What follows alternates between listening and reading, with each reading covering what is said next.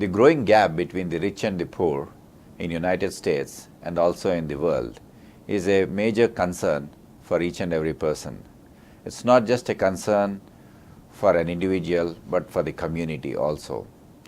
In order to address this, a new type of thinking has arisen, and that type of thinking has given rise to a new book called The Third Way. Today we are privileged to have the author of the book, The Third Way, where we will know more about the issues, the current issues that the world is facing, United States is facing, and what is the new way of looking at the capitalism and the money for people. We have with us Upendra Chivukula. Upendra Chivukula is a well-known name for the Indians in United States. He is the Commissioner of Public Utilities in the state of New Jersey. He has been the Deputy Speaker for a very long time, and prior to that he was the legislative member of the 17th District in New Jersey. And prior to that he was the Mayor of the city Franklin, and he was also a council member to the city. Before we get to the book, his thoughts on this new ideas, new way of looking at things, I would now like to understand more about how Mr. Chivukula has got into the public life. Some of you may be aware, he has come to the United States in the year 1974. He has come as a student, graduate student, and then he has established himself and then ran for the public office. In those days, there were very, very few Indians in the community, and in spite of that, he ran for the office in a largely non-Indian community. Mr. Chivukula, welcome to the program. Thank you very much. I really appreciate the time you are taking to talk to our viewers today. I really appreciate the opportunity.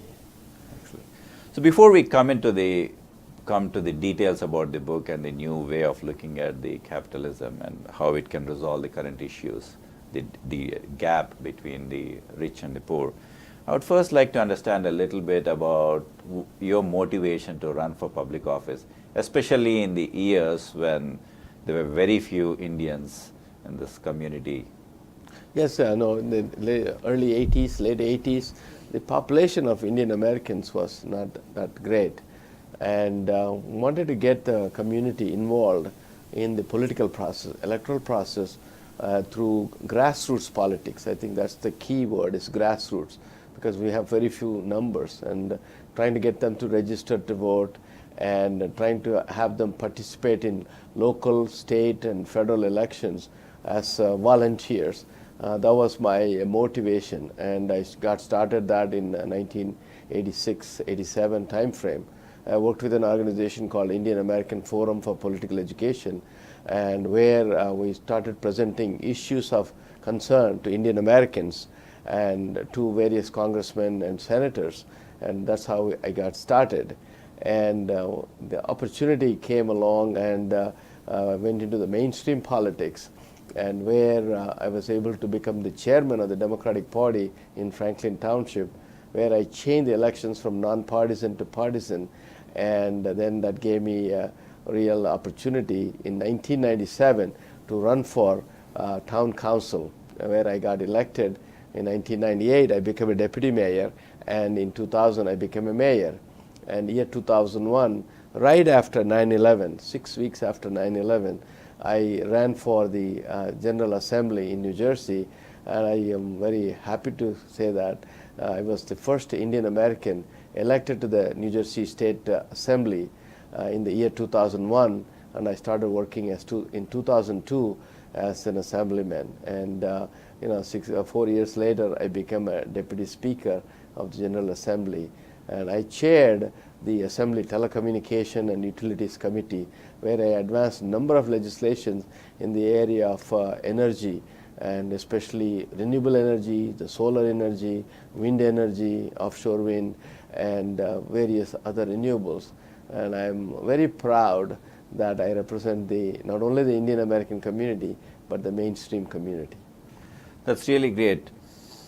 Apart from being the pioneer amongst Indians to run for public office, I believe you're also one of the very few engineers, or the only engineer who has taken such role in public utilities. Right, and the Board of Public Utilities has been there for more than 103 years. And I happen to be the first engineer, electrical engineer, to join the board as a commissioner. And also, in terms of the minorities, I'm the second person of color to be in the Board of Public Utilities. Excellent. I really congratulate you. And before I go into the book, I would also like to ask you, what are the challenges you have faced when you are running for public office? Well, I think, we are, I was a first generation immigrant. I have the English with the way with an accent you speak. Also, we have these last names and first names that are not Judeo-Christian, and so we have to explain our names to the people electorate, so that way they understand that we are no different in terms of our commitment to making democracy work, working for all the people in the United States, in this New Jersey and the surrounding areas. I think that is one of the important thing, and people don't know, and it takes some effort to explain that why we are doing what we are doing, and how as Indian Americans we are tremendous contributors to this great society and great economy.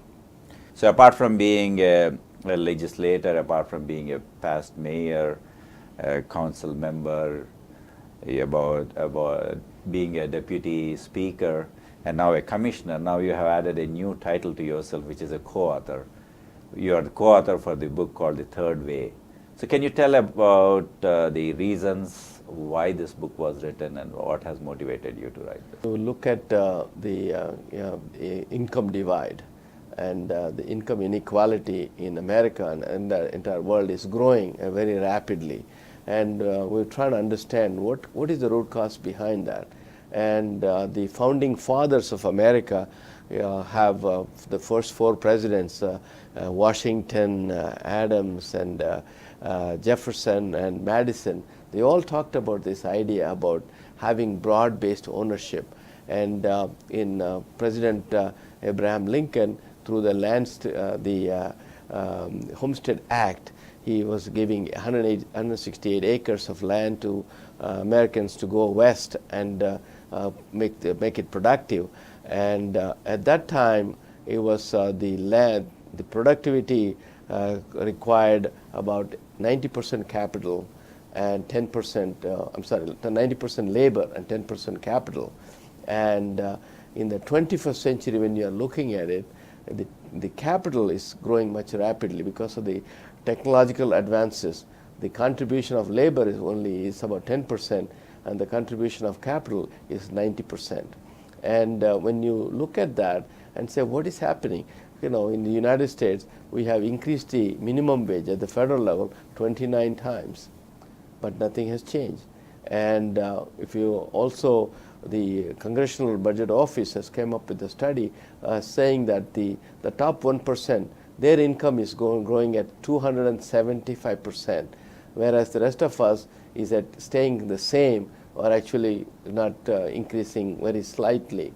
And that is one of the challenges. And the other thing is that there's a Brookings study that showed that the amount of capital that is owned by about 20% of the people is almost 86%. That means the rest of the 80% is only owning 14% capital. Now, we may ask, what is capital? Capital is something that you use to increase your productivity. In the olden days, it was the land that was used for agricultural purposes. Now, it could be any smart devices, smart technologies, and your intellectual capital, or also stocks and bonds that could be capital. And it's sad, I'm sad to say that 50% of Americans own zero capital. And that's a big number. That's a very big number. And when you look at the tax rate in the United States is 35% for corporations, and that is the highest tax rate in the world. And some of the solutions we are proposing, I'll talk about that. But you may wonder, why is it called the third way? We have seen socialism. Socialism is fair, but has not worked that well. And capitalism works, but it is not fair. And because the large amount of wealth is concentrated in the top 1%, top 0.1% of the people. And in order for to make the capitalism work or rehabilitate capitalism, we need to include what is called inclusive capitalism. That means in a capitalistic society, you have to create more capitalists. And that's what we are advocating for in this book, through employee ownership. If you work for a company, not only you are providing them the wages, but you are also giving ownership in the companies. And currently, when you look at Silicon Valley, it was built on the premise that ownership of employees. That's how it's a real landmark. Silicon Valley has done so well. And so there are 10,000 companies that offer employee ownership, whether it's in the stock form, profit sharing, and equity sharing, and 15 million Americans benefit from that. So through this book, The Third Way, Inclusive Capitalism, and we are taking from economic democracy, going towards economic democracy from political democracy. And so we are talking about how to restructure the tax issues and see how we can incentivize. We're not suggesting mandating. This is not a socialistic approach. People might think about that, but I think we're saying we have to involve the government, but also we have to involve the private corporations, private and public corporations, so that way they share it with their employees. Employees, when they have ownership, they work harder, they work smarter, and the productivity goes up, and the companies grow, the pie becomes bigger, and we are not saying that you have to share everything with your employees. Share a portion of that, so that way we have more capitalists and capitalism can thrive in the United States. And this idea is equally applicable to India and other emerging economies around the world.